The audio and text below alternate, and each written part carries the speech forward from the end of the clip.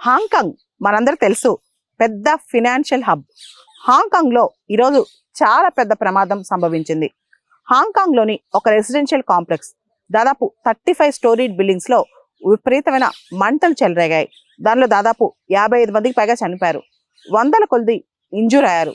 అంతేకాదు చాలా మంది ఇంకా మిస్సింగ్లో ఉన్నారు. హాంకాంగ్లోని తైపో జిల్లాలో వాంగ్ఫక్ కోట్ అపార్ట్మెంట్ కాంప్లెక్స్ అని దాదాపు 4600 రెసిడెన్సీస్ ఉన్నాయంట. దీనిలో దాదాపు 35 స్టోరీడ్ 32 స్టోరీడ్ బిల్డింగ్స్ చాలా ఉన్నాయి.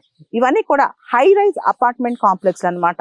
ఇంత పెద్ద హై రైజ్ అపార్ట్మెంట్ కాంప్లెక్స్ లో దేని కారణంగా ఇంత మంటలు చెలరేగాయని చెప్పి కారణాలు ఇంకా తెలియలేదన్నమాట. కానీ దీనికి బ్యాంబో స్కాఫోల్డింగ్ అంటే అక్కడ వెదురుతో చేసిన కొన్ని స్కాఫోల్డింగ్స్ వల్ల ఇలాంటి కారణాలు అయ్యాయా? ఈ అపార్ట్మెంట్ సంబంధించి రిపేర్ వర్క్స్ కూడా జరుగుతున్నాయంట.